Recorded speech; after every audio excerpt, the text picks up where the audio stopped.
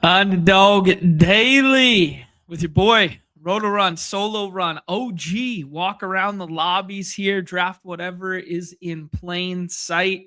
Hanging out, Black Dog app platform of the people. Ned's going to hang out next couple days with his family there. Light day on the docket today with just NBA Cup and some puck slates to do. But we got playoff best ball stuff that we can walk through. I'll fumble my way around a scramble to embarrass myself. But yeah, we're just going to do it. What was originally going to be a paywall show, I then made a thumbnail to be for everyone, and we're just going to roll with it. And it's going to be one of these OG, unprepared, just enjoying hanging out and drafting with friends on the platform style show. Yes, everybody's disgusted that we got. I'm equally disgusted that Quinn Hughes is in a wild jersey on the cover here. Yes, Cantley, definitely more objectionable. There you go. Good old solo run. We'll see what happens. But first things first, guys, I'm a man of my word. I have not looked at a single best ball related thing. So this is kind of like the plan. This is the mental model for the show today. The mental model for the show is wherever you guys want to take it, I'll allow it to go. But we have to do, well, we don't have to. We don't have to do shit. But I would like to do an NBA Cup pick'em and maybe talk a little bit about that. We got to do last night's hoops winners. We got to celebrate what took place last night, talk a little bit of hoops from last night, set the scene for what people will be drafting tonight for tomorrow. I would like to do my first playoff best ball draft for the NFL. I would like to draft a little hockey. And I think I would like to embarrass myself mispronouncing PGA names and just draft an absolute debauchery of a scramble team. That is kind of like my tentative model for the show. But that all takes place after I've been waiting to check my advance rates. So for those who do not remember, I advanced 42 out of 150 BBM teams. I have no idea what else I advanced. I didn't even look. I did not even look. And we're going to go ahead and just see if we happen to have any Trevor Lawrence, any Kyle Pitts, any Travis Etienne, and we will see if I was lucky enough to get some teams through here. But big shout outs to the Purple Yosh who pounds on. Do we pound on in the Eliminator, my friend? Please share the most recent update in the Eliminator streets there with me. But he drops off 20 Badge Bros memberships. The reason today wasn't actually paywall is because I was going to do more of like a fuck around, find out, draft whatever kind of thing.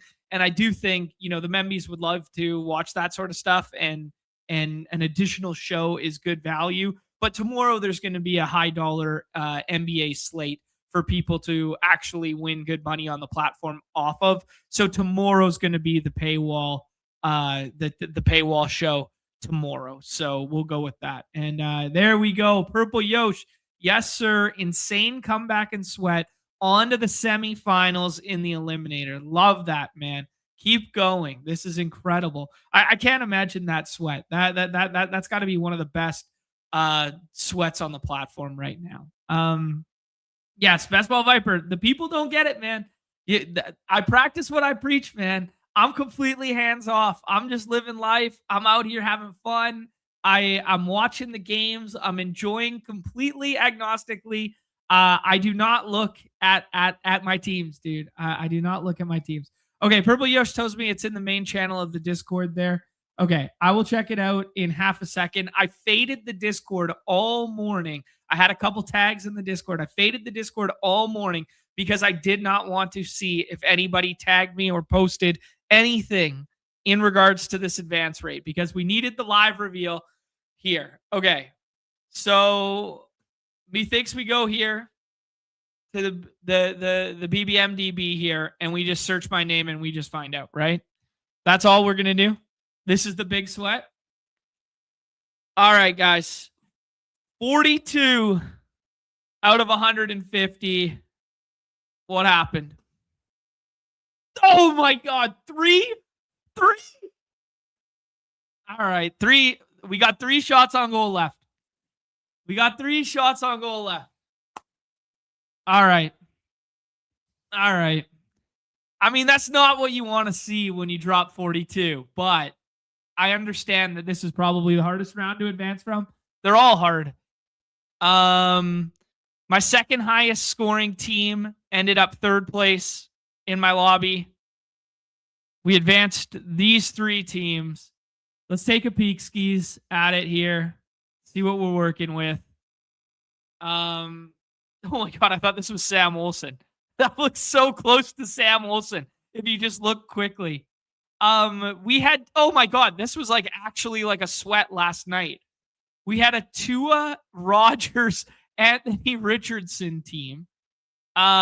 Chase Brown, Travis Etienne, Chase, DK Metcalf. Wow, this would have been a sweat last night. Had Waddle on it. Oh my god, Trey McBride and Kyle Pitts.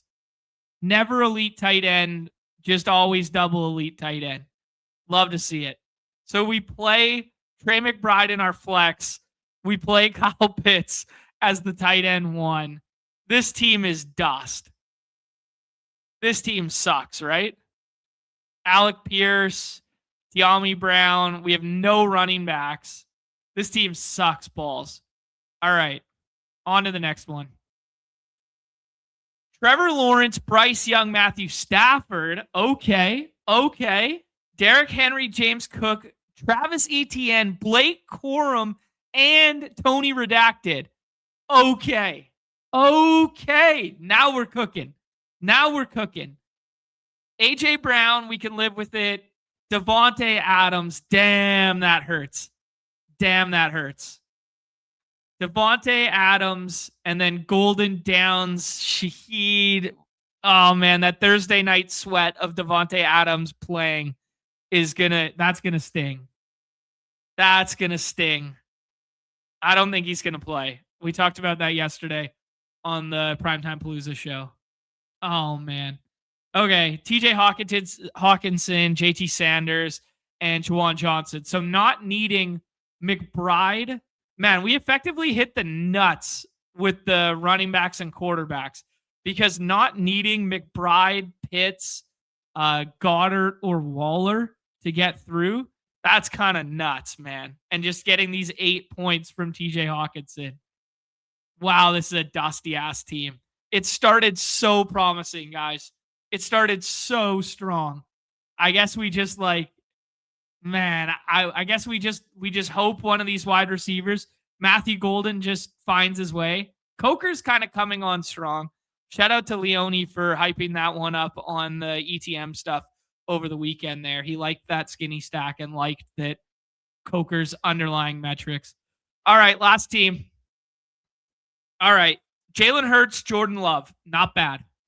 Henry Cook, ETN, Bill, Corey Krosky, Merritt, Rico. And how do we have, dude, I didn't even draft that much Marshawn Lloyd, and I have 2 Marshawn Lloyd teams getting through. This is crazy. AJ Brown, Ricky Pearsall, who's going to be dead again, Rome, who's probably dead too. Man, these wide receiver rooms are decrepit. And then another strong tight end room with like a Kelsey, Goddard. All right, so we need a Love skinny stack to Christian Watson. I don't know. Is Christian Watson dead too? Damn. I don't know, man. I don't know. These are interesting squads to say the very least, but yeah. Needed a Rodgers to Thielen to advance a team last night. That's so sick. That's so gross. I'm looking in the Discord real quick here. Purple Yosha's team. Okay, Purple Yosha's screen name. Here you go. We'll dox him. Purple Yosha's screen name is Steam Park Punk Mario. Okay, let me save the images to the desktop real quick because it's the fastest way to do it from the Discord. Okay.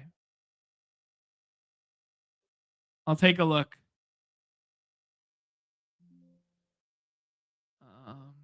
Sorry. Bad radio. Okay. We'll take a look at his sweat as well. Okay, we'll take a look at Nez too, even though Nez isn't here. We'll take a look at Nez. So Nez had the 41 teams, I believe. Just to remind everybody that I advanced more teams than Nez. He only got one through. That's unfortunate. Fuck, man. What a tough run out. Okay, the team that Nez still has live in BBM. He has Hurts, Bryce Young, and Stafford. That's pretty solid. CMC, Aaron Jones, ETN, Bill, and Zach Charbonnet. Wow, man. How many of these A.J. Brown teams? A.J. Brown, Devontae Adams, Jamison Williams. He's got Coker in there, Thielen. So he's got this Bryce Young stack. And then Goddard, Jonnu Smith, and Cade Otton. So I honestly, I think Nez's team might be the strongest left. Just because of that Jamison Williams, man. Jamison Williams has looked nice with it the last couple weeks here. Viper saying he needed Waller to get under 14 points to advance my last of 35 big dogs. Wow, that's tough. 2 garbage time Darren Waller touchdowns. Yeah, Nez's surviving team's pretty good. Yeah, this team's pretty good.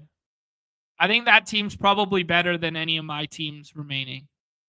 I guess, okay, so we do portfolio. Okay, we do portfolio and we can see if we advanced anything else. Okay, so we got 12 teams left. 3 in the Bash Bros Brawl, 3 in BBM, 1 in the Pitbull, 2 in the Mini Schnauzer 2 or the Schnauzer 2, 1 Husky team, 1 Schnauzer team, 1 German Shepherd team. Nothing in the Dalmatians. No, Dalmatian, no good. Yeah, nothing crazy. My highest scoring team, 175.16 in the German Shepherd. Oh, it's got Mahomes. We're dead. Mahomes and Penix. Wow, that sucks. But it was a Achan, Hendo, ETN team. Najee's dead. Rashad White, Sam Darnold, Puka, and JSN together. That's sexy. Wow. Waddle, Worthy, Jaden Reed, Kyle Pitts. Won't you do something for me? Yeah, so it was a Michael Penix kind of like double stack. Cheap Michael Penix double stack. Sam Darnold tacked on to JSN. And then a Mahomes worthy team. All right. Yeah, we got Darnold. This one's not dead. Yeah. Fun Thursday night stack. All right. You guys, I like it. Okay. Can we get a Batch Bros Brawl to baseball? Wow. Me hopes so. Let me talk to some people and see what we can orchestrate. The problem with baseball is like there is a struggle to fill the dinger each year, and there is a final push for the dinger each year because it coincides with like big board season and it coincides with other stuff and so much of the daily slates that it is low-key hard to get variety in baseball contests because we're so focused on filling the main one. All right, guys, your boys got 12 left in the fight. We advanced 100 teams, which isn't bad overall. I think I did a total of like 300 and something. Our best advancement stuff was in BBM, where we tried our hardest. I'm not going to lie. We tried our absolute hardest. People forget that I only try my absolute hardest in the BBM and the dinger. Yeah. All right. Three chances. 3 chances at that. 3 chances at the Badge Bros Brawl. That's all a man can ask for. Let's tap in one last time and just do the Lord's work because Nez isn't here. Nez has got 41 teams left. He had 381 coming into the weekend. He's got 9 left in the Badge Bros Brawl. That's sweet. 9 left in the Badge Bros Brawl. The Puppy Superflex, he's got a couple. Little Dalmatians. All right. Not bad. How many does okay, we got now that we're here. What is what's Pete got going on here? Pete had 71 teams remaining, advanced 13 of them. Okay, so he was better equipped for the finals.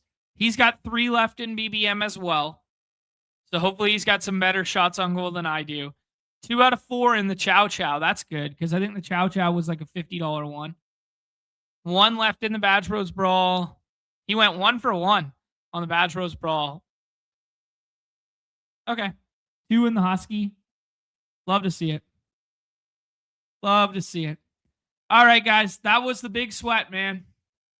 Oh, yes, sorry. Boner Ryan said I don't try hard in the Badge Bros Brawl. I did try very hard in the Badge Bros Brawl.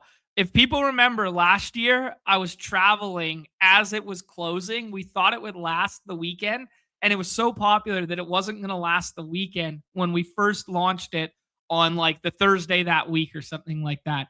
And I was jamming them because I was going to Washington. You can't draft in Washington. So I was jamming them in the car and I was doing like 10 at a time. And all my teams turned out so bad, right? So this year I did try really hard in the Badge Bros Brawl. I think this year we made the Badge Bros Brawl 150 max and I got 100 of them in. So I did try damn near my hardest. There you go. Guys, drop it in the chat. Drop in your great ideas in the chat. Numi is always lurking. The good people of the community are always lurking and noted on the potential for a Badge Bros Brawl style contest for MLB. All right, that was the segment. We're gonna talk about hoops from last night real quick here. Cover Boy smashed last night in both sports. Gainwell was a nice play. Not slate breaking by any stretch of the imagination, but the takes aged quite well that Darren Waller was tight end 1 and that Gainwell was a better play than Jalen Warren and was a discounted version of it. I ended up getting 82 in the hoop streets. I told everybody I was going to get 50 in and I overachieved, but I did not result in much winning last night. I played Anthony Davis as in, which was kind of unfortunate given the fact that Cover Boy was Cooper Flag, and we really liked the Cooper Flag. All the projection models, shout out to Unabated last night. Man, they had Lauri Markkanen at like 8th overall if you just filtered by projection. And that absolutely smashed last night. The Wood, shout out to the Wood, man. Collects all the data for us. A super duper team here, a little bit of a GM, but a Joker slate where you did not need Joker, even though Joker scored 80 fantasy points. So truly sick. He gets Sengun and Scotty Bolway together, which is an absolute GM start because Scotty was rarely falling back to the middle. Gets Lauri Markkanen to come back. He rised as the day went on. Cooper Flag was a riser as the day went on, as people kind of like treated the AD situation differently based on your rooms. And then once AD was ruled out, Cooper Flag was getting steamed up to like 12, 13, that sort of thing. So amazing core at the top there. Andrew Wiggins could have effectively been anybody in that 29 there. It actually could have been Jaren Jackson Jr., who Jaren Jackson Jr.'s ADP was similar to Wiggins. Wiggins was going ahead almost the whole time.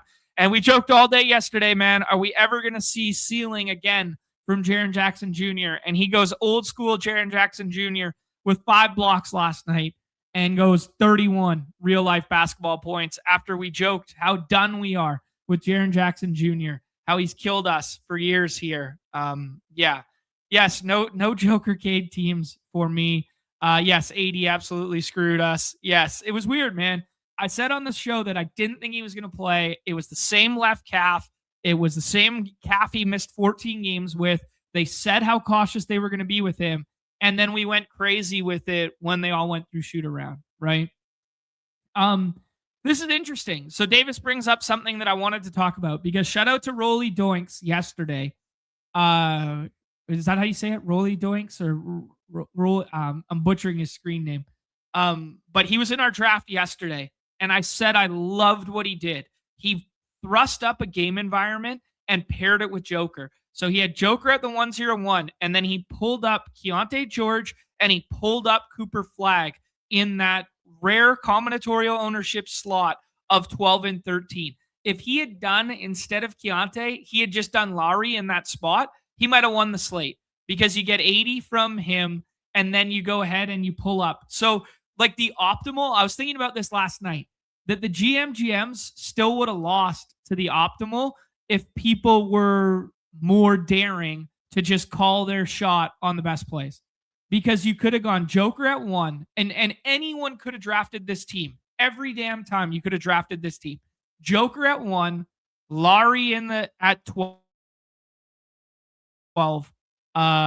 Cooper Flag at 13, then JJJ at like 25 or whatever it is, 26, and then Andrew Nemhard, who we hyped as a guy, 7% owned.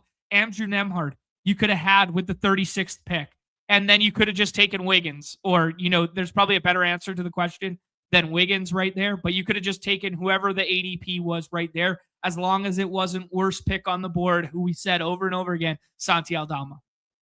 So I don't know, man. I'm torn. I get that it's like frustrating. It's like, I had 30% Joker and had 40% Flag, but I still lost money. Like, yeah, that kind of makes sense, because how many of them did you pair together? Because not many people paired their ADPs together, right? Because if you were playing AD out from the start, pulling up Cooper Flag to the 13 or 14 in the Brandon Ingram tier or whatever was not crazy at all. And nobody did it. I was actually quite frustrated at myself. I think I did, let's see. Jaren Jackson Jr. ended up here. I did it with Lowry. So I pull up Lowry and I do a Lowry plus Zoobs with the Joker one. And then I do PJ Washington plus Nemhard. So if instead of IQ, this is JJJ, and instead of Zubac, this is pulling up Cooper Flag, I win all the money and I lap the field. And nobody thought to do it, right? Yeah. So, yeah. Yeah, JJJ was free in the 5th every single time. But Flag and Markkanen weren't falling to the 4th ever. Exactly. That's why you do it at the 2-3. This is exactly what I'm saying. My point is, you do it at the 2-3. Anyone could have had it. Literally anyone could have had the nuts last night, and nobody chose to do it because everybody's scared of ADP, right?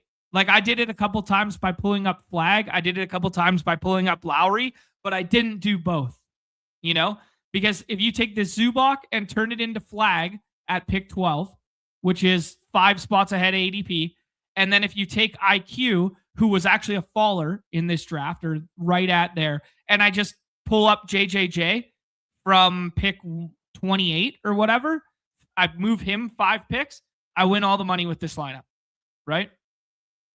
And it's not even crazy to do.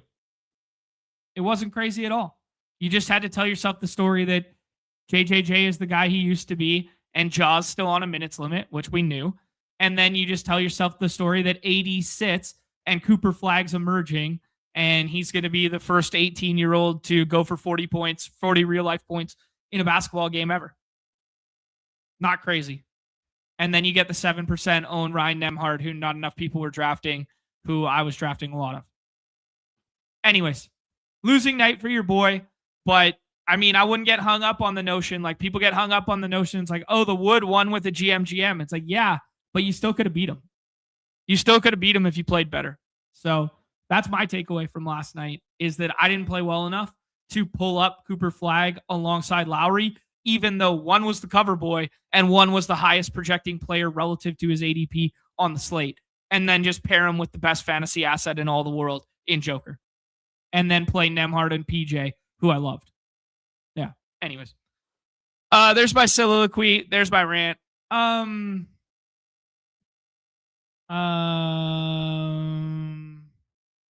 Yeah. All right. Let's start drafting things.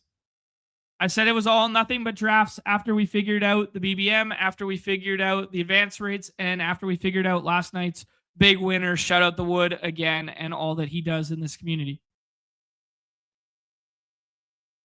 Should we vote it in the chat, or should I just choose?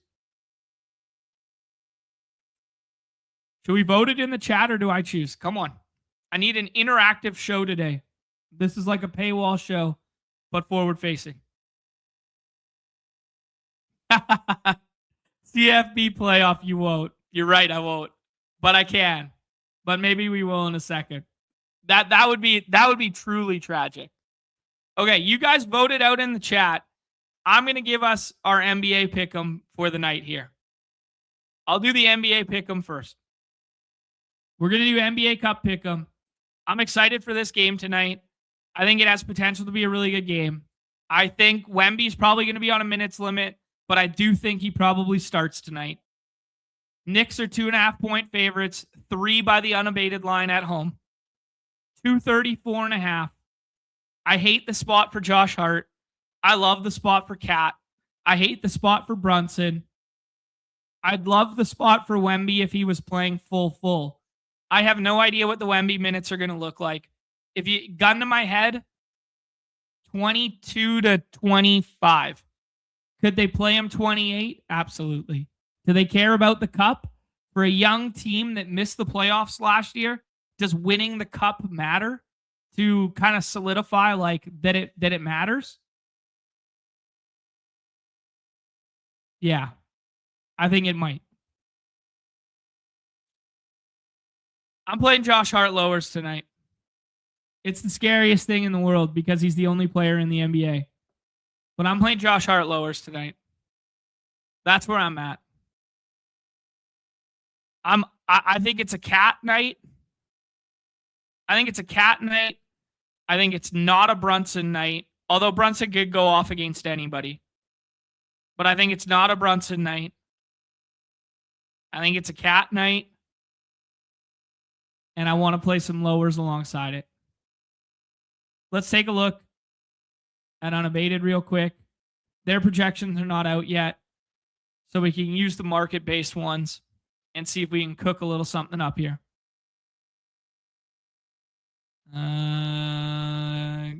Go over to the DFS Pick'em tool, Underdog Fantasy. Go ahead, do that. Take out a couple of these leagues. Just play NBA for tonight. Go back. What happened there?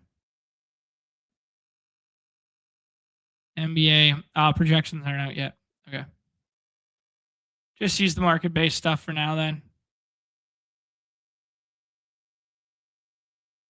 Take out a couple leagues here. See what we got for NBA. We got some stuff for tomorrow. Wemby lower points. Kind of runs with the thesis, does it not? Vassell lower assists. OG higher assists. Cat higher assists. Lower 3-pointers, but we know the volatility in that for OG. Lower blocks is always scary with Wemby. There you go. Josh Hart lower rebounds and assists. There it is. We could play it PRA as well.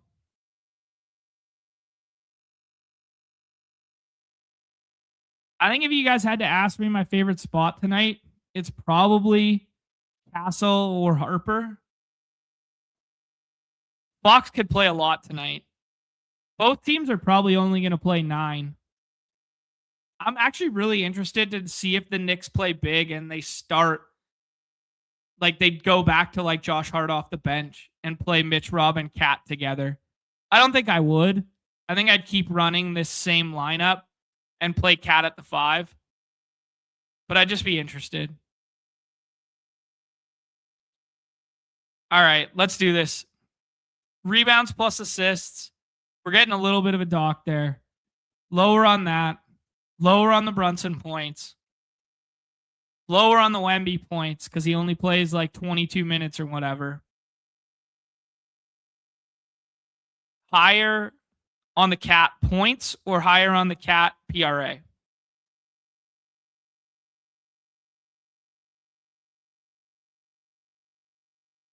Let's go higher on the Cat points. And then we close it out. That's a 8.5. So like, I mean, that's a lot of picks. But dude, Harrison Barnes has been shooting the lights out from 3. I know there's a lot of volatility in 3-pointers, but we can get that up to 12x. Looks like we got a little 50% profit boost in there as well. Let's cook. Let's cook. All right. I think I kind of like some Harper stuff. I kind of like some Castle stuff. But I think those are some of the plays I like. I think Brunson probably has a tough time getting the rim. I think Hart probably has a tough time rebounding with the Wemby stuff out there. I think Wemby probably only plays 20 to 28. I would say probably gets a little bit of an increase off of the 20 he played last time out. I'd say 28's the high end of the spectrum, though. I'd be absolutely shocked if he played more than 28. I think the band of minutes would be 25 to 28, I think. 24 to 28. I like the Cat stuff because I don't think he really gets the Wemby treatment. And then Harrison Barnes. They're going to need auxiliary scoring. He's going to play a lot of minutes tonight. Probably gets Bridges. That's what I'm rolling with. Okay, Scramble. Draft Quinn Hughes to feel pain. Thank you so much. Okay, I promise I'll do a puck draft. I promise I'll do a scramble draft. I promise I will do a playoff basketball draft.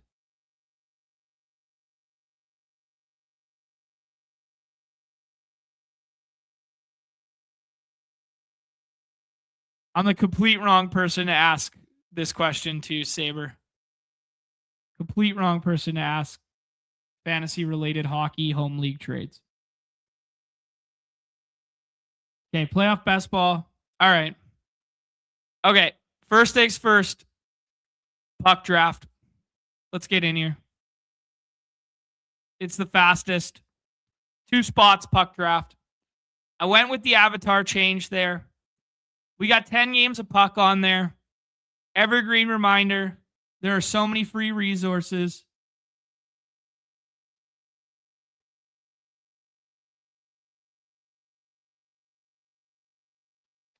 So many free resources, but go check that out. If you want to know who the attendees are tonight, if you want to know who the starting lines are tonight, go for it. One more spot in the puck draft.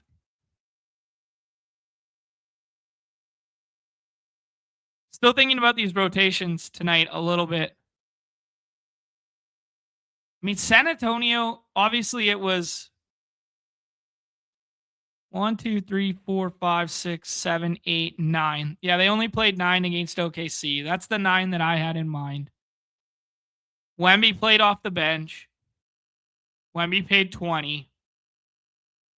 They basically hard capped him to close. I'm not sure that that's going to be what they do tonight. They probably stagger and let him play like 24 to 28, like I said. Keldon comes off the bench if they need scoring. He got cooked in this game, though. Castle, man, he's back up to full with that 33. The Castle stuff looks so good. I'm a Castle slappy. I'm not going to lie.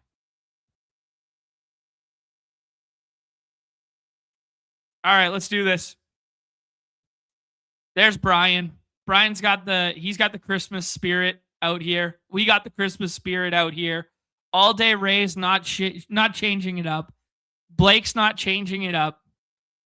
Drew Cool for School's not changing it up. They're running back their same Abbeys. Fully loaded said he'd jump in, but I'll take all his Sharks. Yeah, I mean, we could talk about this. I mean, there's a couple good games on the slate tonight. I'm definitely going to do a couple more puck drafts than usual this evening. Definitely probably do, let's say 5 to 10. And take a look here. We got JT Miller revenge game. The Canucks are absolutely decimated. No Pettersson. Hughes is gone. Wings and Islanders. That could be a little bit of a barn burner. Canadiens.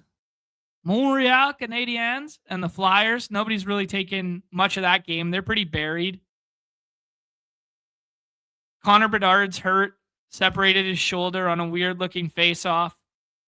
William Nylander's probably going to play PP1 with Matthews. So that's a pretty easy stack. Ducks, their second night of a back-to-back. They won at Madison Square Garden last night.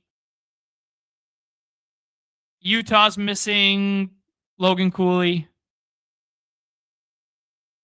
We have the changing of the goaltenders bowl. Skinner and Jari traded for one another.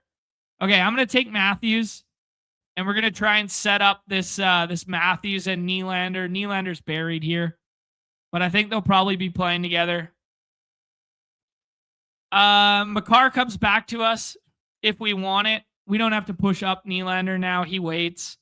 But we got to just make the people happy in the chat. We got to make them feel something. And we got to pivot our brand entirely. And we're done with Quinn Hughes. We're taking Cale Makar, the best defenseman in the world. We're done with them. We're done with them. The Wild are free out here. Don't care. Do not care. We're done with them. Cale Makar sees on, buddy. We're done with them. Oh, man. That actually hurt my heart as a sports fan. Just seeing him leave. I don't think it's hard to say that he's probably my favorite Canuck of all time. I mean, he was definitely one of my favorite to watch. I loved guys like back in the day. Like I loved Bertuzzi. And I loved, I didn't really love Naslin like that. I loved JT Miller. I loved JT Miller. But not nearly as aesthetically pleasing to watch as Quinn Hughes. Quinn Hughes may be the most aesthetically pleasing hockey player out there.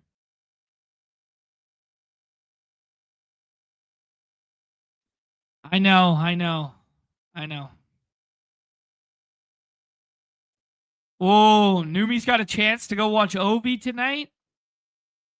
Oh, buddy, get to the barn. All right. Nylander comes back to us. We'll go ahead and set up that little stack. I think they're going to play together tonight. Not a given. I think it's fine to use Cale Makar as a one-off.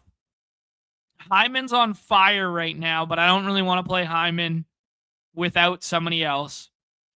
Demko gets pulled up there. I mean, we could do it with Natchez, but I don't know. Should we set up a little Detroit thing? We could set up a little Detroit. We could also set up Calgary. I think Calgary's probably going to be the chalk on the redacted platform, right? Let's do the Calgary thing. Let's see. Do a little Nazem Kadri here. Take a look at some line combos.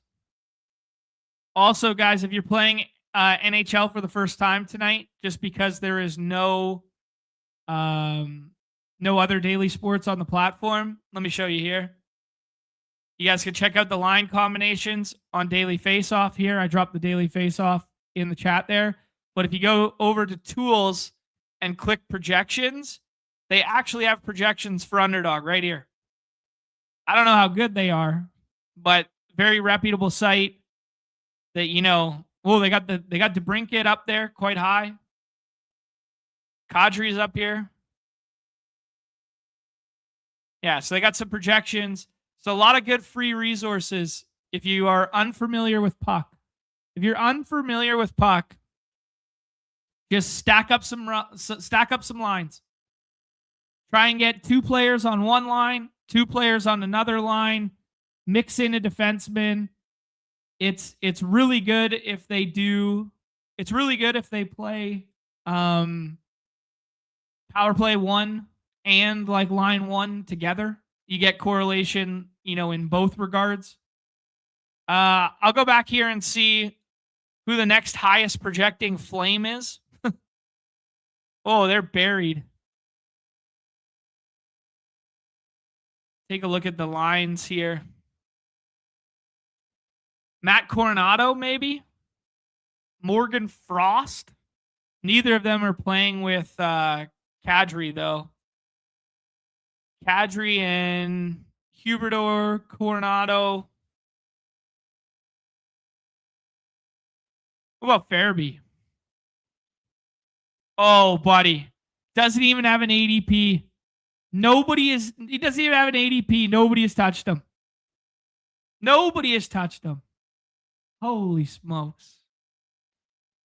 Oh, my goodness. Willis, let me see if I can get you a Memby. Purple Yosh drops off 10 at the door. Mad love, my friend. Mad love. 30 dropped off by Purple Yosh today. We're going to take a look at Purple Yosh's team there. Blake's taking Joseph Wool. I didn't think he was starting this evening. I did not know.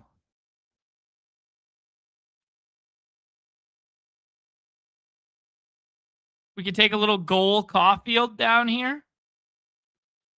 All right, let's take a look at the Flames here. So Farabee's going to be on his line. Coronado's probably the best other option. Huberto's probably power play 1. Farabee's going to play on a line with Kadri. He's completely undrafted, 0 ADP. Let's be that guy. Let's get it. Couple tucks on the PP tonight. Why not? Why not? All right. We got to pick a tendy here. Take out these goalies. What do we got?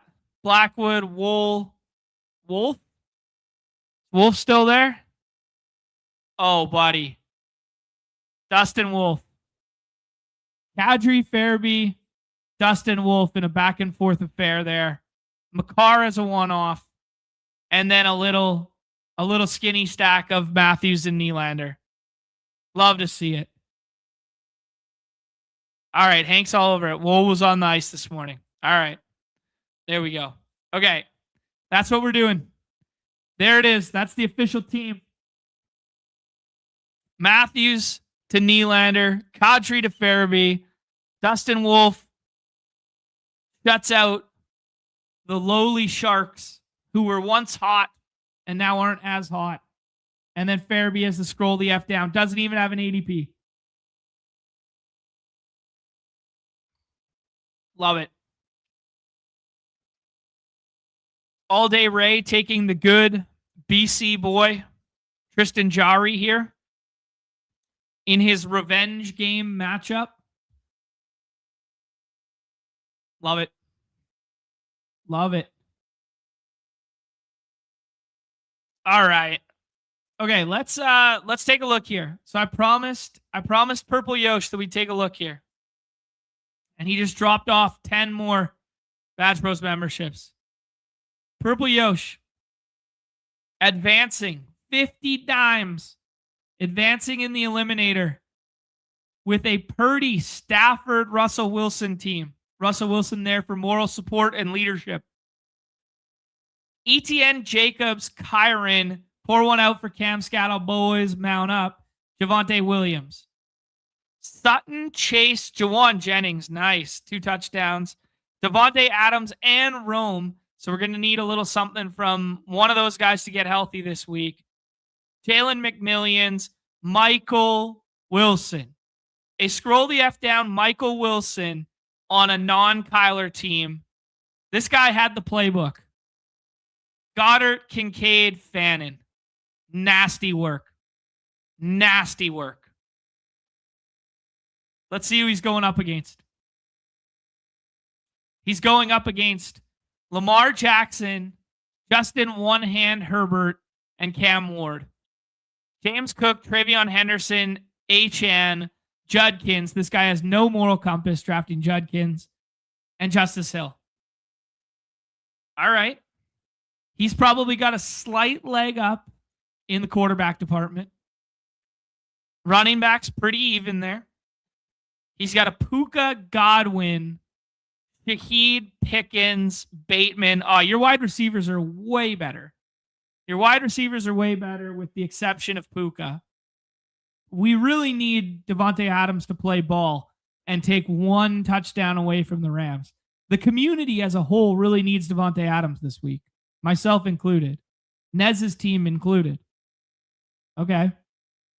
And then we got a big Kyle Pitts score there. This guy's team, I mean, I think this is the kind of team you want to run into.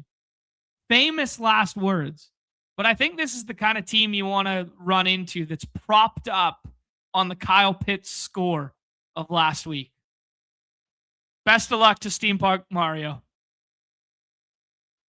Best of luck to our guy. Really good team. This is pretty cool for the head-to-head dynamic because if Kyron takes touchdowns away from Puka or Adams takes touchdowns away from Puka, plus you have Stafford, he doesn't have Stafford. So, like, even if Stafford throws for 4 and 1's to Puka, you could still use Stafford this week and he doesn't need it. Oh, I'm predicting the past. This is the team he beat. I thought this was the upcoming matchup.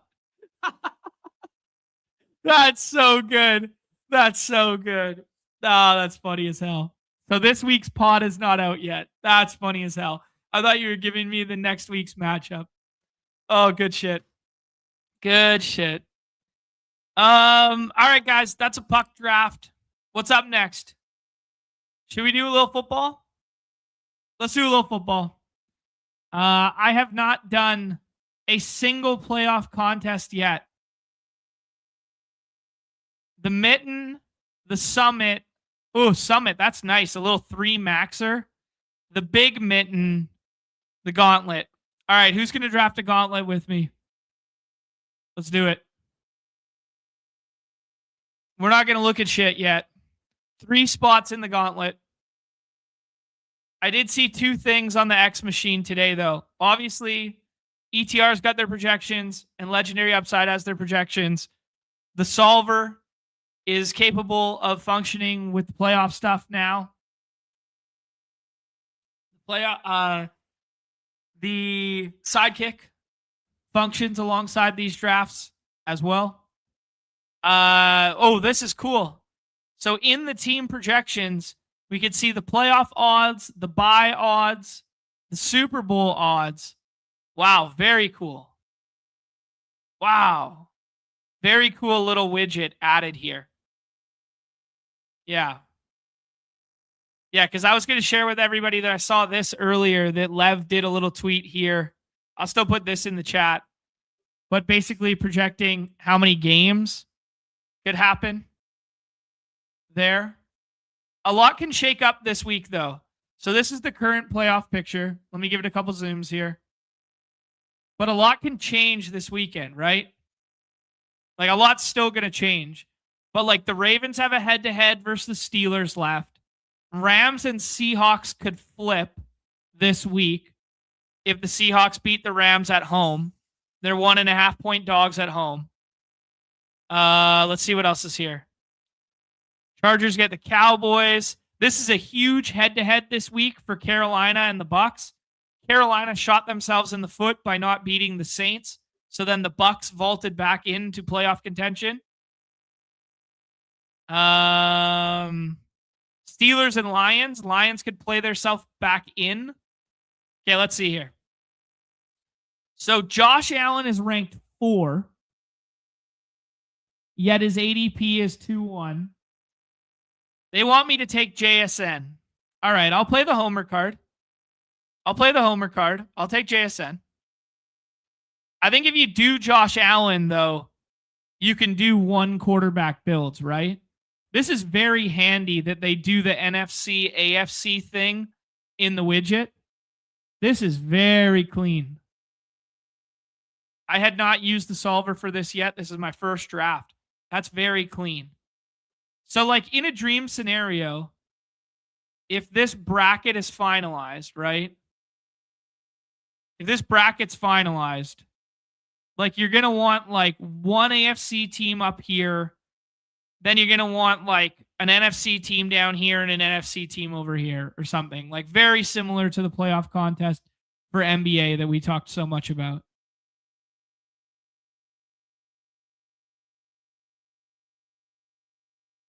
Broncos could fall out of that bye, though. 70% chance. But Patriots and Ravens is huge this weekend for the Patriots' opportunity at the bye. But them losing to Buffalo really hurt their bye chances, right? But the Ravens need to win a couple games to get in because they're not dead. Let's see here. So Seahawks have 99% chance at the playoffs. 30% odds at the bye, 20 at the Super Bowl. Rams are your Super Bowl favorites according to the solver widget.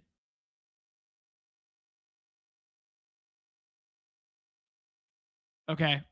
Okay, don't want to build out NFC stuff. Could start AFC and do like Drake May. Could also do Denver, but Denver's going to get a bye.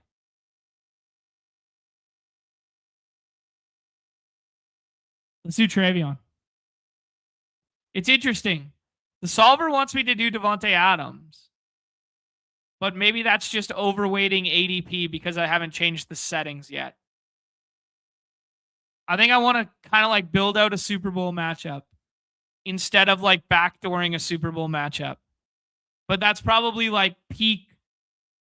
That's probably like peak fish decision making early. So like if Drake May comes back, we take Drake May, right? Like that's the thesis.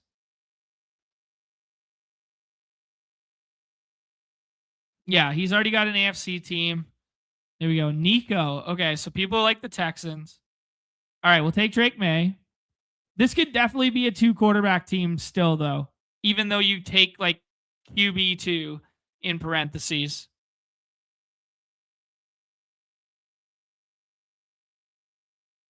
I don't know. How many spots should we allot? So there are only 10-person roster spots. How many spots should we be allotting per team?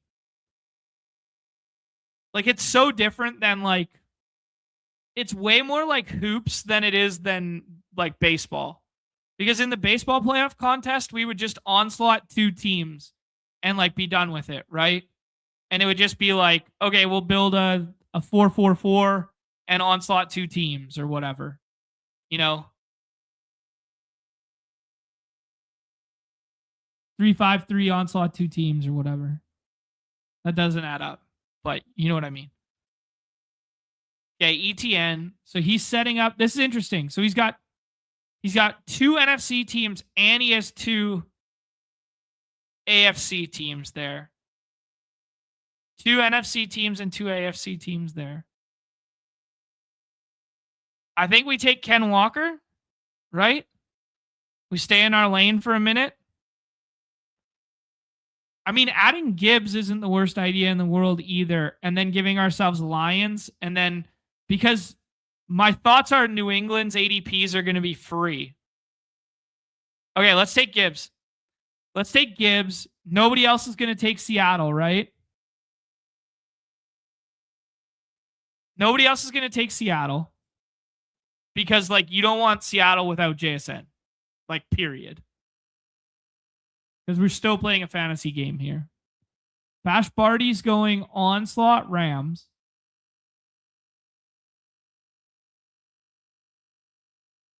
Dude, you know what's actually sick right now? Wow, he goes Walker? Why? In case they get the bye? I don't know. I don't agree with that, but he probably knows more than me right now. Okay, let's take Amon-Ra. We play Lions through like the 2 Lions guys.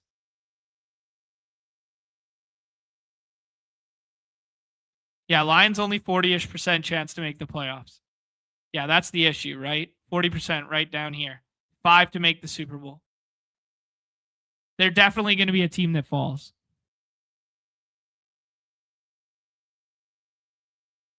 But that can flip not crazy this week, I guess. But next week.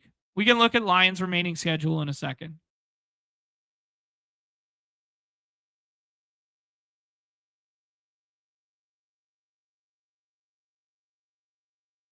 Yeah, this is weird to think through on the fly, having done none of them. Hunter Henry and Diggs. Yeah, this is a pretty hard comparable to other sports to like stay in your lane. Because like raw fantasy points are just like worth so much more.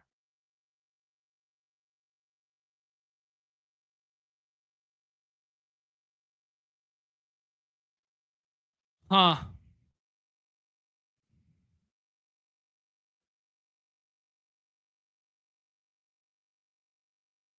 I guess we take Sharps.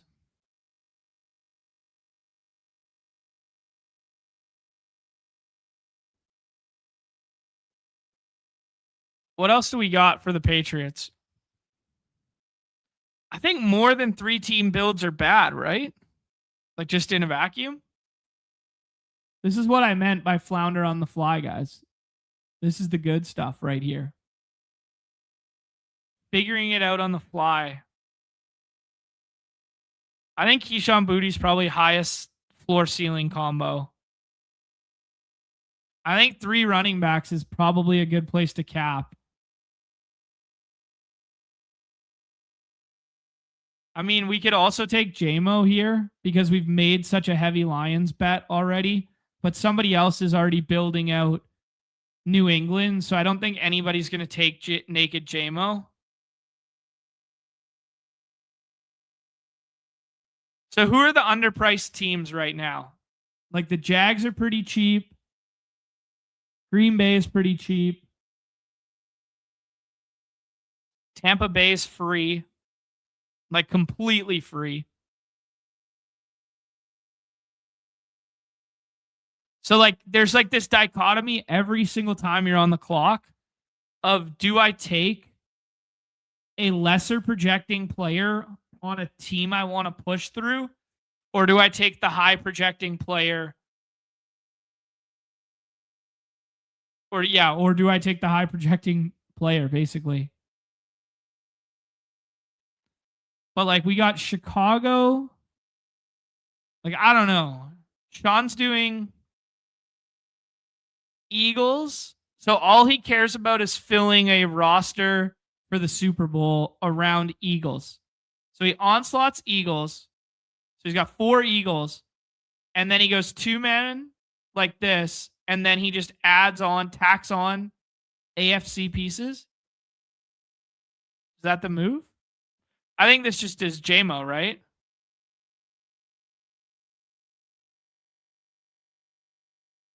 No, it's got to be Sheed.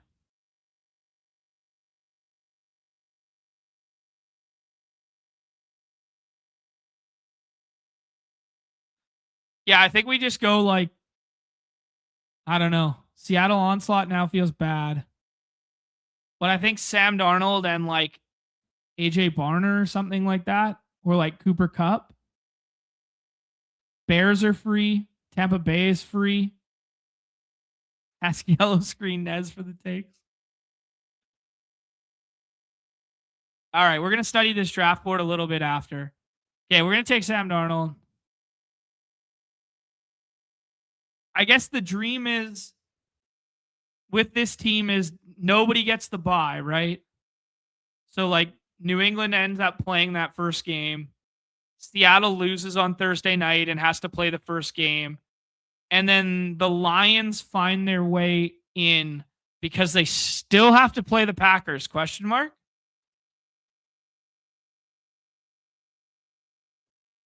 Let's see. Lions remaining schedule. No, they don't. Okay, it's the Bears. Okay. Brian's asking, did I cook? And all I'm thinking is, wrong guy to ask right now. I got to get my reps up in these to definitively know. Like, JMO has to be the pick here, right? Or you just tack on like a New England. So I guess the 101 biggest difference in Gauntlet, well, A, the payout structure, but like B, the biggest difference in Gauntlet and like the pennant and stuff like that is like you don't need like the full onslaught. You just need to field a finals lineup, which is kind of like NBA. So you can just like add guys as like quote unquote push through guys.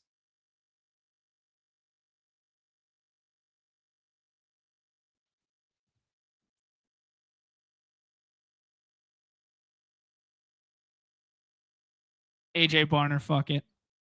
Suck it. Suck it, J Will. J-Mo's not on the team. We're just going onslaught Seattle without Ken Walker. Dude stinks anyways. So we have 3. So we have 8 total players This is a very like baseball style build. This is probably bad. But if Seattle makes the finals, we have a full roster, but it's all from the Seattle side, which is probably really hard to score enough fantasy points to get there, right? The nuts is if New England plays Seattle, which Super Bowl odds are 15% on one side and 20 on the other side. And then the other odds, there's like, we need Detroit to make the playoffs. And then we need to do. So basically, I was the fish who ate the Detroit ADPs, is basically what this boils down to. Is like, I was the guy who was like, yeah, Detroit can still make the playoffs and they have really good fantasy assets, but they might play like outdoor games and then we don't like it as much, right? But the Lions remaining schedule, Steelers at home, Vikings in the dome, outside freezing their asses off against the Bears, which in theory probably can't be. Yeah, which in theory probably can't be for the division. I mean, it could be. But they need a lot of help. They need the Bears to like lose a couple games. What's the Bears remaining schedule? Because the Bears are super volatile because like they were talking on the broadcast the other night where it's like they can swing so heavy. Wow, Bears are in tough, man. You get 3 playoff teams or potential playoff teams to close here. But you get 2 games at home. Interesting. Yeah, that game's for the last wild card spot, Jake's saying. Okay. Okay.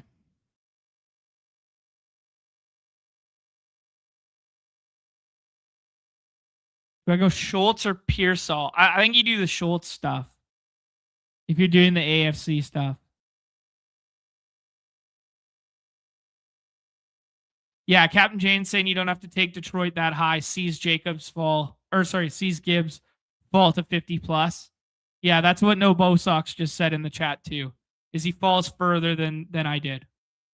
Than I allowed him to.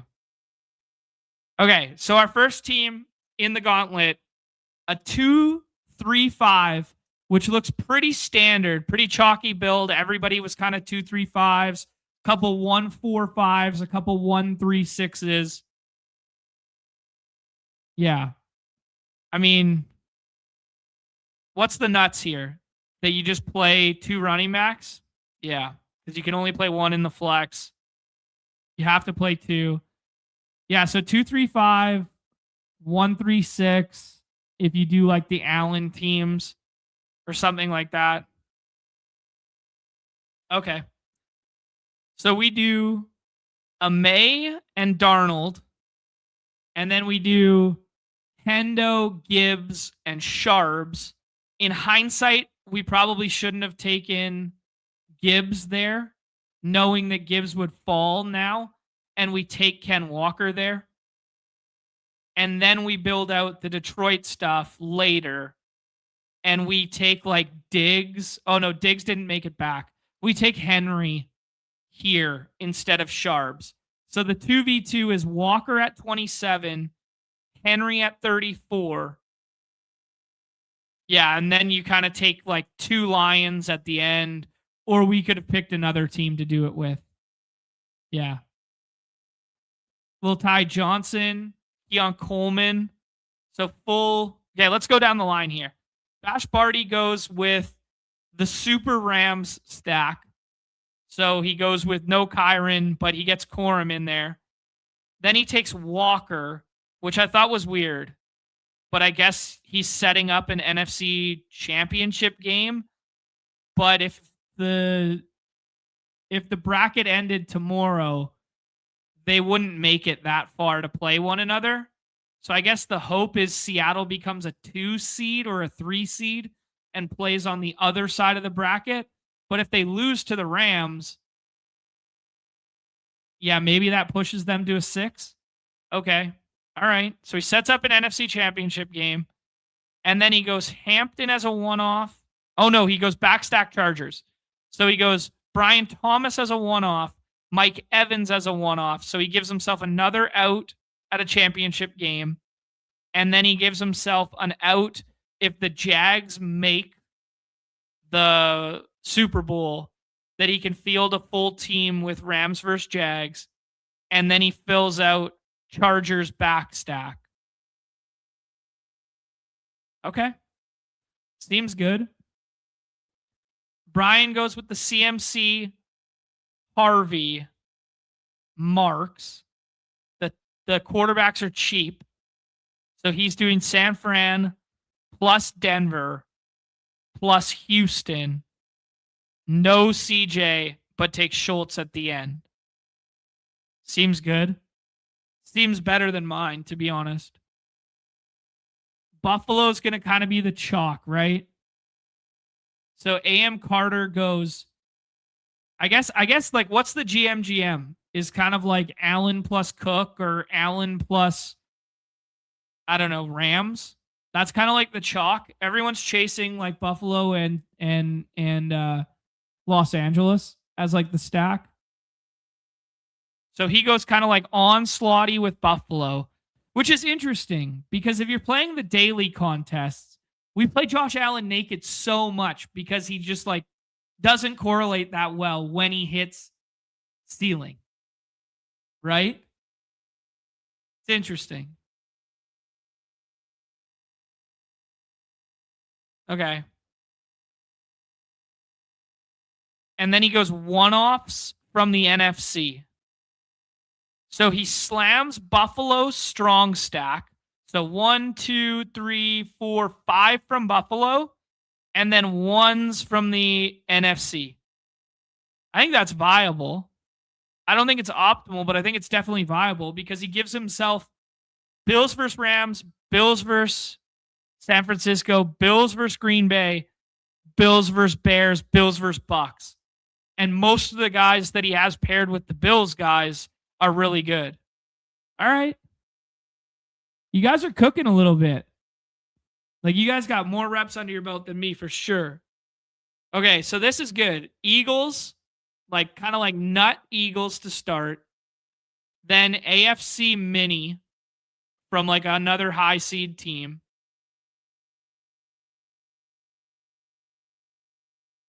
Three on New England, and then like some random AFC scoring mixed in. And then backstack the last team from Aaron. He was like a hodgepodge to start. And it was like, where's this guy going with this? And then he backstacks Packers and Jags. So he makes two big bets on Packers and Jags, but then he gets top end NFC scoring by building in reverse, by taking the star players at the top and then building out underpriced contrarian stacks at the back. Yeah, it's definitely a sharp room. Yeah. Don't sleep on 3-3-2-2 in terms of roster construction, okay? And I guess if you're going to do that, do you do it with one quarterback or do you do it with two? All right, let's rip one more here. Let's do a Mitten this time so more people will join in. All right. Let's see. Stay in our lanes. Yes, fresh lobby. 4 spots in the Mitten. Let's do this.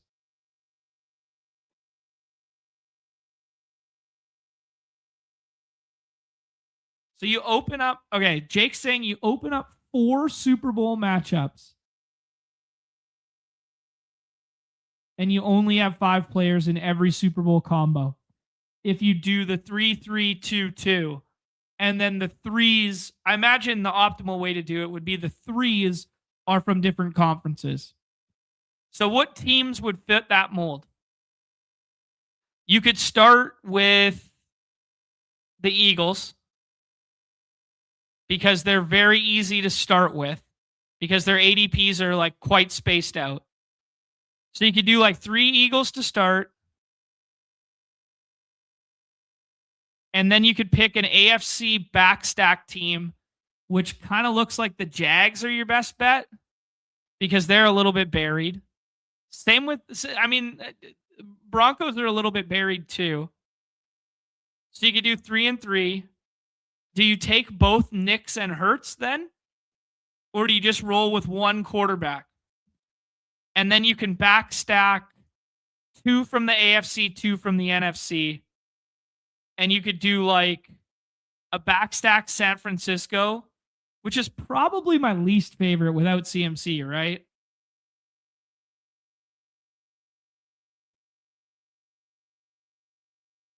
Okay. Josh Allen goes at 2. Let's try and do San Francisco this time because we did Seattle last time. Let's do San Francisco. What's San Francisco's remaining schedule look like? Like, according to the solver, they have a 99% chance to make the playoffs. So they're not one of like the fringe teams that we're worried about. But they still have to play the Bears, right? Do they have a Seattle game left?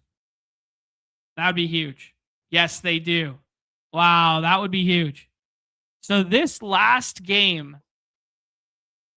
So if the Niners take care of business against the Colts with Rivers at the helm, or whatever they're going to do this week, plus they take care of business against the Bears, they could flip Seattle if the Rams win this week and then the Niners win out, right? I'm sure someone smarter than me knows the tiebreakers and knows whatever.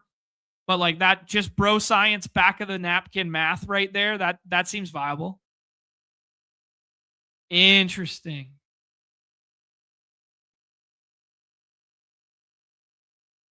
QB, RB, wide receiver, same conference. 2 players from opposite conference. Okay. Okay. Let's see. It does seem like people stay in their lanes, like in a vacuum. Obviously, we got like a pretty sharp room, a bunch of Badgers, bunch of friends of the community. So P Punch is starting the same way we just did. I don't think we want to be like the Rams guys now, right? I mean, we could be, but I don't think we want to be.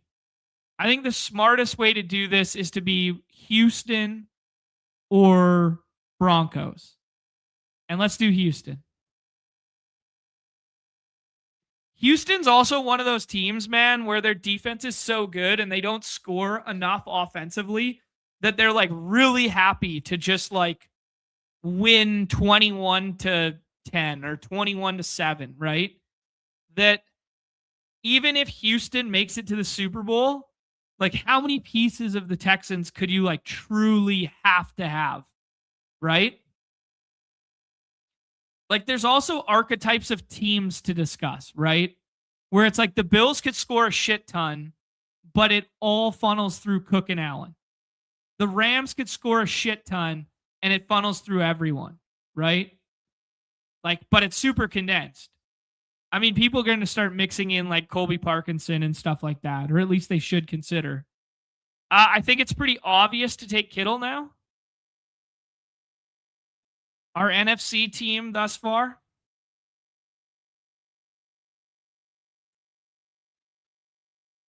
Yeah, very interesting.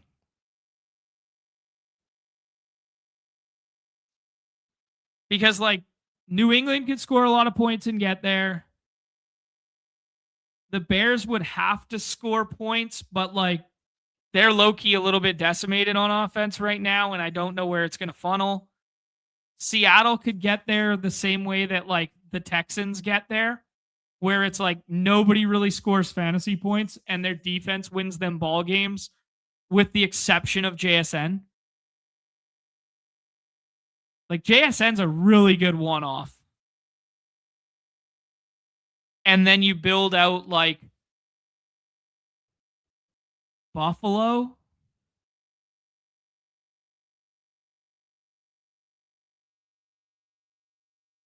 Okay.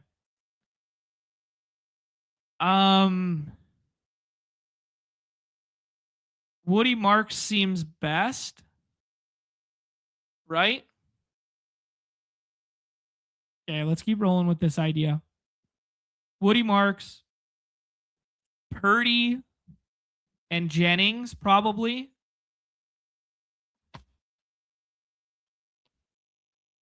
Good boy. It is hard to do the 3-3-2-2. Yeah, I'm going to scroll. We're going to scroll for sure. Houston and Denver was the move, and then San Francisco falls when you leave them be. That's good, Alpha. That's good, Alpha. Yeah, like I think I want Jennings and Purdy on this team for sure, right? Like go ahead and Davis them up right here. And then I think I have a sneaky other stack to add. Looks like everybody has quarterback on the end. Nobody's going to take Purdy on his own. Take Jennings first.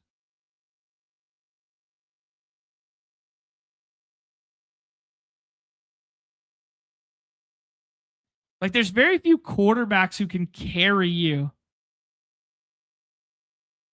Very few quarterbacks that can carry you outside of like Josh Allen or Hurts, right? Like Stafford's going to bring other pieces with him. Goff would bring pieces with him.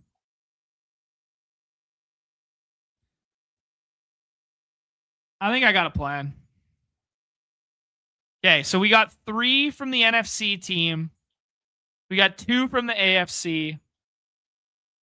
We're gonna add Purdy at 34. No, we're not. No, we're not. I got a plan. People are gonna do Chargers stuff. I think a decent amount. What's still left if you do like Denver and like you deviate from your lane? There's a 0% chance that J.K. Dobbins comes back, right? May return toward end of season. Maybe.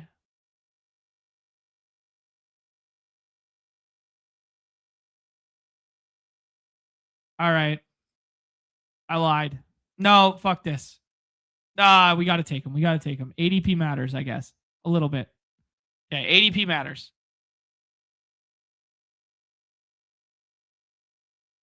So we got 4 pieces from San Francisco. We got 2 from the Texans. I don't know that you really want anyone else from the Texans other than Schultz, right?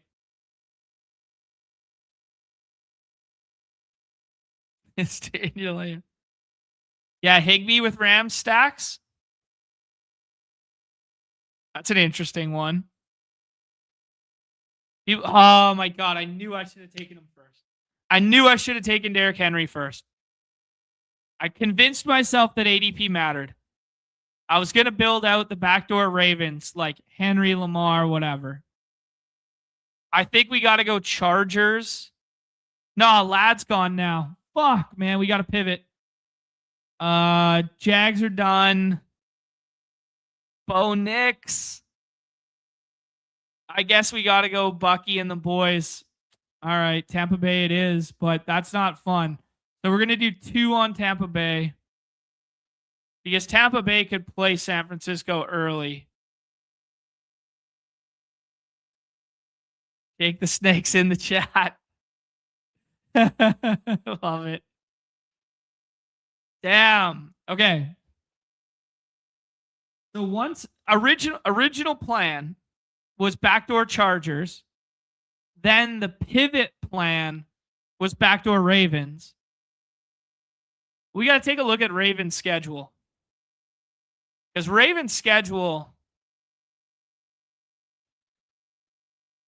they still got that head-to-head with the Steelers, right?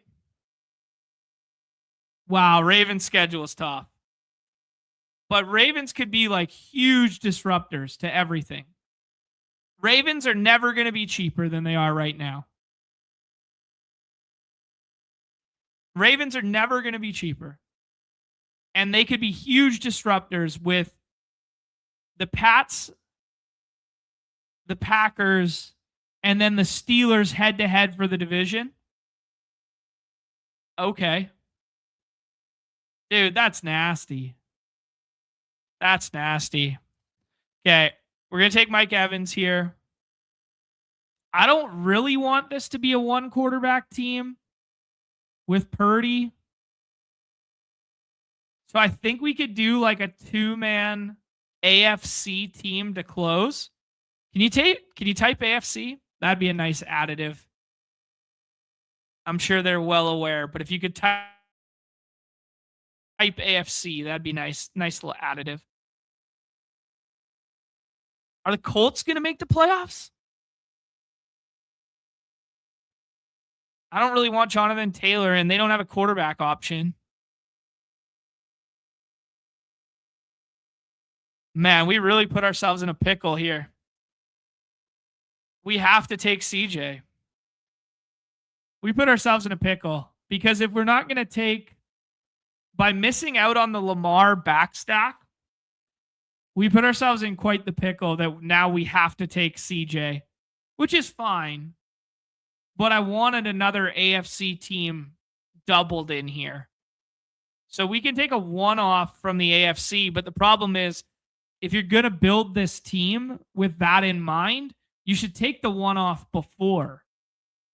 Because now we're just building a worse version of the same team. So you should take the AFC one-off first and have this all planned out, right? But as we're feeling through it on the fly, we're butchering it. I guess there's one really good one-off still left.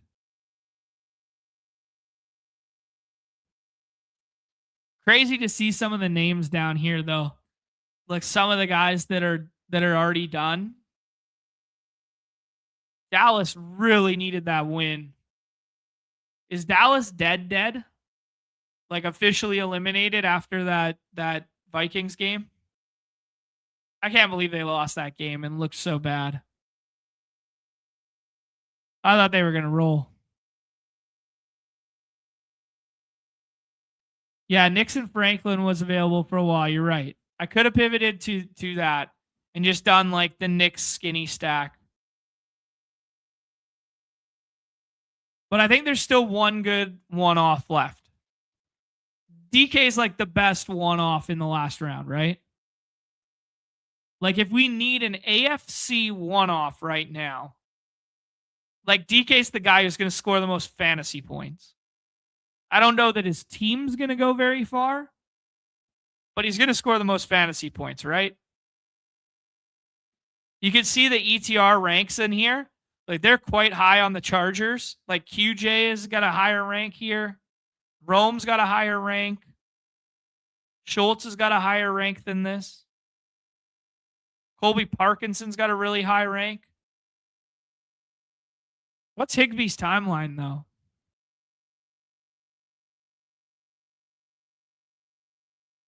I don't know. All right. We rolled the 103 again. We built a 2-3-5 with 4 teams. So we have live Super Bowl matchups of Houston versus the Niners, Houston versus the Bucs, and Niners versus the Steelers to fill full rosters. Purdy, Shrout, CMC, Woody Marks, Bucky Irving, Nico, Kittle, Juwan, Mike Evans, DK Metcalf. I think another thing to be cognizant of right now would be like people are going to scroll for like the good teams, but nobody's going to scroll for the secondary players on the worst teams. Worse in parentheses. But like the Bucs could get a home game, pass funnel, air it out, and have a ton of fun. And like the most repeated Bucs combos, because they're kind of like unsafe right now, is going to be exactly what I did. Bucky and Evans, right? And like rightfully so. But like if you were the guy who wants to like backstack Tampa Bay in a contrarian fashion, to just do like Igbokha instead of one of them, or to do like, I don't know, maybe Rashad White's a bridge too far until you know they're definitively in, right? Wow, Baltimore has a higher percentage chance than the Steelers at the playoffs right now. Wow. Tampa Bay 77% chance. That'll skyrocket if they get the head-to-head this weekend, right?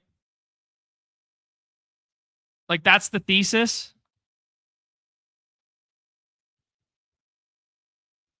Let's see. Tampa Bay's got some cookie cutters left. So they have 2 head-to-heads left to determine the division versus the Panthers. But if they win the first one and then crush the Dolphins, this last one might not matter, right? Because if the Panthers lose to the Bucs this week and then the Panthers lose to whoever their other opponent is, let's see, Seattle.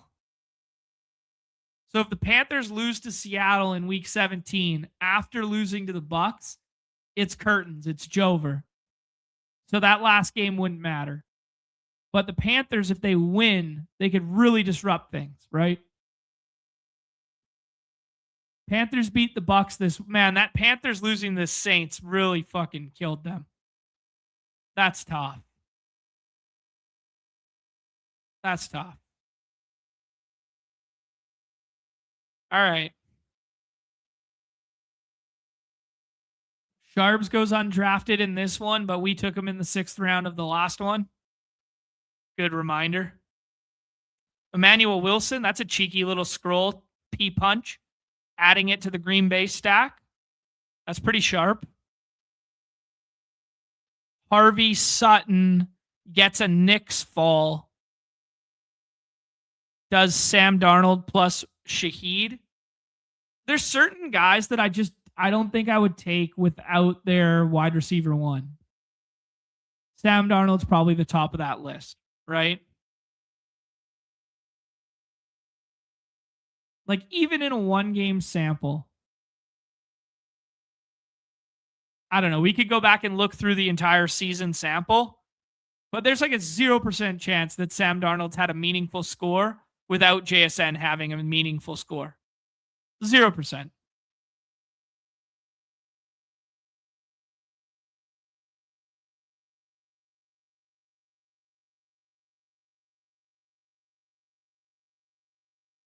Huh. Yeah, these are fun. These are fun. Looking forward to talking through more of it with Nez. All right, guys. We did Puck. We did NBA Cup. We did 2 of the best ball drafts with the playoff best ball. Let's embarrass ourselves and mispronounce some names in the scramble. First scramble draft. I'm going to share a couple things in the chat. 2 more spots in the scramble. I'm going to share a couple things in the chat. My guy, Pat Mayo, good Canadian kid. Him and Byron did a great breakdown here. Great starting point here. Drop that in the chat for everybody. Great initial starting point there. Also, the Mayo Media Network newsletter. Great initial breakdown to get into the scramble streets. Dropping it in the chat right now. And then the 101 of follows for this stuff. My guy Byron, man. Check this out here. PGA Best Ball for Dummies breaks it all down and goes through here. Dropping it in the chat for everybody. Those are your 3 starting resources. I have read through them. Outside of reading through them, I don't know shit. I don't know shit, guys.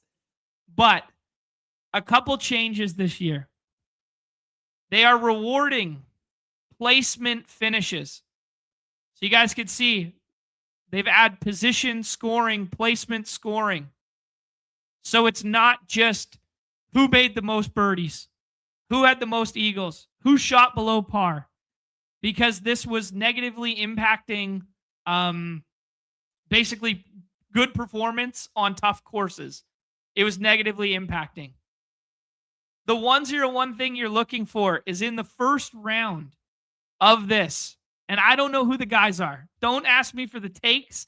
Don't ask me who the players are. Okay. That's what I'm going to ask you guys for. But this like qualifiers round, the first round, there's like 7 events. Oh shit. We got to make a pick. Here's a good precursor. There's like 7 events and like Rory's going to play 2 of them. So you need like these guys who are going to play a lot. And I think Siwoo Kim's one of the guys who's going to play a lot. But I'm just going off memory right now. So we'll take Siwoo Kim here. Apparently the Europeans don't play enough. Take no live golfers. No live golfers, okay, guys? No live golfers. That's the rule. Let's take Ludwig. I don't know, man. I think he's good. But I was told not to take Rory to start.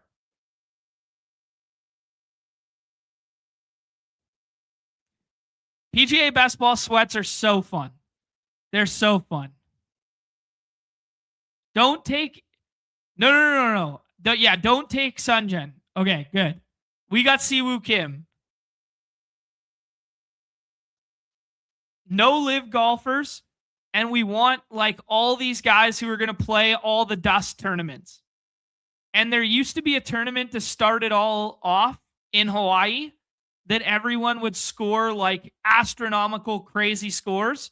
And you could just ride them through the first round. That doesn't exist anymore. That doesn't exist anymore. There you go. Purchase Byron's Model Maniac. Yeah, go check it out, guys. It's in that tweet. It's in the video. It's in all those resources I just dropped. Like those are the resources. Okay, I was told that this Sir Jenkins guy is cooking right now because this how do you say this guy's name? I know Gray something. Grazerman. Yeah, this Grazerman guy. Okay, good Canadian kid, Corey Connors. This is a good pick. I was told this is a good pick. I think this Aaron Raya guy, Aaron Raya, I think he's like an okay pick, but he might not play some of the early tournaments. But I was told he is an okay pick.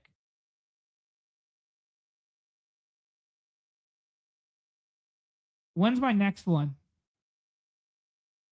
30? Okay. We can wait a little bit for my secret weapon. All right, let's do this. Is it Raya or Raya or what? Also, my first scramble, don't know what I'm doing. Okay, here we go. Get Robert McIntyre. He plays a lot of tourneys and is solid. Okay, he's going in the queue. This is the alpha I need from the chat right now. All right. He's going in the queue. Yeah, because like the biggest thing that both Byron and Mayo have preached on is like the first round is going to get way harder to get out of this year because there's only 2 signature events in the first 7. And my understanding of signature... Okay, it's Rye. Okay, I got it. My understanding of signature events, guys, is they're the ones that we care the most about watching on TV, but they are not the ones we care the most about for scoring purposes. Damn it, my secret weapon. I knew I should have pulled up Cantley. Cantley's the secret weapon, guys. His ADP should be higher. Cantley's the secret weapon. But you got to get familiar with these dust golfers that I don't know how to pronounce and I don't know much about. I don't know what their strokes gained are. I don't know if they're good at putting. I don't know if they're long off the tee. But the signature events are the top 50 in the FedEx Cup standings and then the overall world golf rankings, guys. And then there's what they call the Anon 10. And that's like the next 10 best in the world that then get exemption into these signature events. Damn it, guys. All the good guys are going. These are all the guys I had queued up. Now I have no idea who to take. I think this Stevens guy's okay. I think I saw his name on a list somewhere. I'm panicking now. Like I know these guys' names, but I'm like, I don't think they're good for the format. I think I saw this Higo guy's name somewhere. There's a list of names in here, and there's a list of names on all the streams there. But we're looking for these hybrid guys. Yeah, there we go. I knew I saw his name. There you go. This is the guy we were looking for, Garrick Higo. There we go.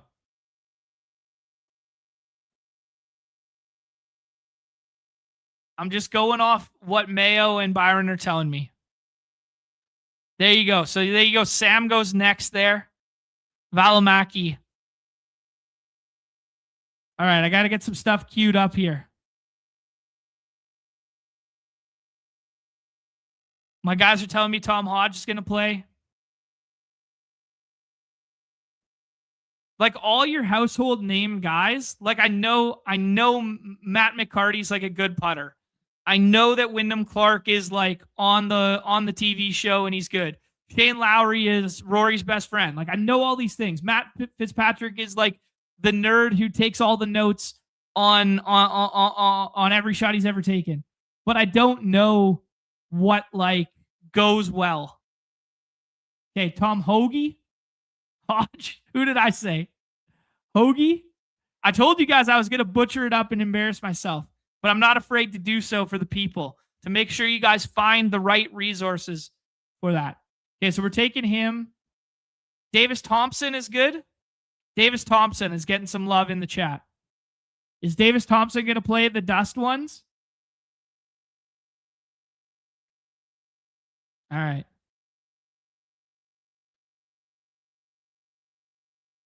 Think this team looks good. All right, we're cooking then. We're cooking. OG. Yeah, I'm flying blind for the people here to get people excited and interested in the contest because I want to get interested in it too. Like the biggest edges in these contests on our site is not playing 150 in NBA every day. It's not playing 150 in the Gauntlet or 150 in the BRs every day. The biggest edges reside in these contests that are a little bit further down the tile. And guys, look at this. You just learn how to play this better than everybody else. There's $50,000 up top. 50K up for the grabs if you learn all the alpha before everybody else does. And now the games are obviously getting harder because the very first year this came out, there was no content around it. And now we can scour the internet and find good quality content on it, right?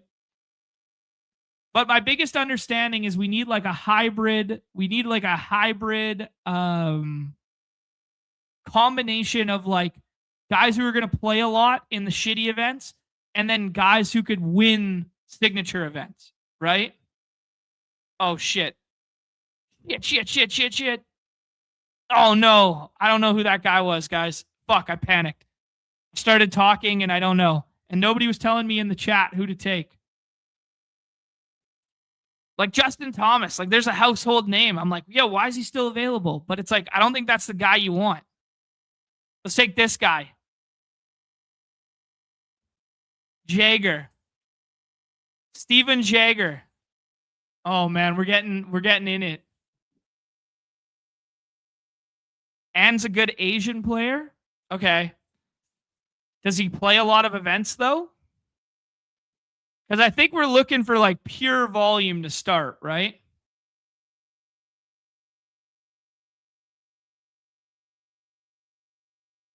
Like let me go dumpster diving here. I keep queuing guys up and you guys keep sniping them from me. I'm going dumpster diving right now.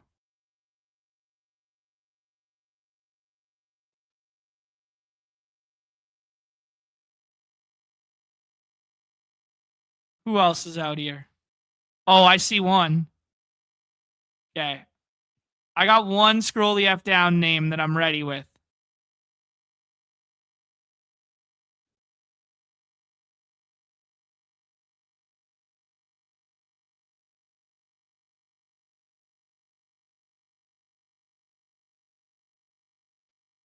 Let's see what we're going with here. Okay. Kiefer's gone. I know a household name that plays a lot. I think there's still one guy that plays a lot. Okay. Billy Herschel still plays a lot, right? Like, that's a good scroll. ADP 71. That feels good, right? Last round targets here. I have no idea how to say that guy's name. Marco's gone. These are 20-second clocks.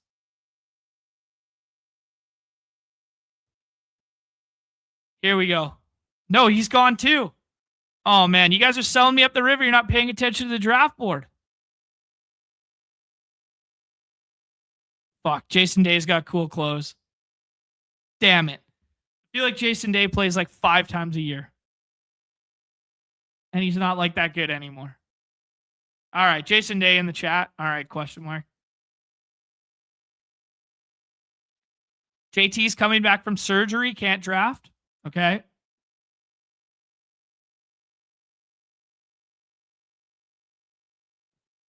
All right. There's our first one. Connors, Rye, Siwoo Kim, Ludwig Oberg,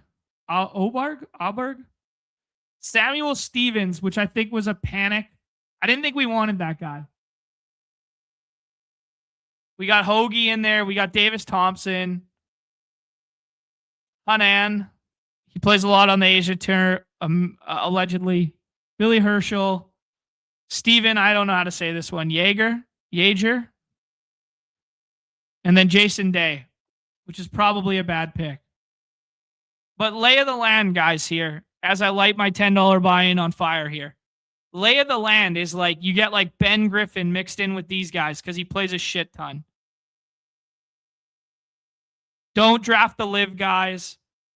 It's crazy that you can get, like, from a name value perspective, like, it's crazy that you can put like Scotty, Rory, Morikawa, Cantley, Hovland, Tony Finau. Like, those are all your household names. And this guy just put them all on the same team. You know, like, those are, like, that's insane. If we were playing like a 1 week contest, like, there's no way you could put like 5 of those guys together. There's no way you could put 2 of those guys together if we were playing like a 1 week majors only contest, right? But like, the fact is we're looking for crazy volume, and we're looking for volume in like the first 7 tournaments. And the reality is, like, a couple of these guys are only going to play 2 of the first 7, and it's going to be really hard to advance those guys, right? So I think as a rule of thumb, you're looking for like contests early. I think this guy's supposed to be really good, but I'm just regurgitating information that other people have already said. So I shared all that stuff in the chat. Scroll up. It's right in the chat there. I shared Mayo's stream. I showed Byron's tweet. I think the tweet is probably your number 1 starting point here. The Model Maniac. Let me share that with you one last time. And you can work off of that. And I think that's the start. The Miso Tuna said he can watch this all day. It's so embarrassing, so panic-stricken. No idea who to draft. Mispronouncing every damn name. It's a far cry from the usual content. Good rankings for the scramble. Yeah, both of those resources have the rankings, man. Both those resources I shared. But those are going to be your 2 start shop to kick things off there. The Substack post, the original stream, and then there's a couple streams. There's also a couple more streams from Byron on his Back 9 YouTube channel. Back 9 Bets, it's called. Let me click on the old Back 9 Bets here. There you go. All these streams. And he's using his model to walk through it all and talk about which golfers are playing where. And when you see the graphics, guys, it'll make a lot of sense because you'll see the graphics and you'll be like, oh, wow, that first round of like 7 tournaments, like Scotty's only going to play 2, maybe 3. Maybe he plays 4 if we get some added information. Apparently, some guys go to Dubai in the first round of there. So it's very different than other sports, right?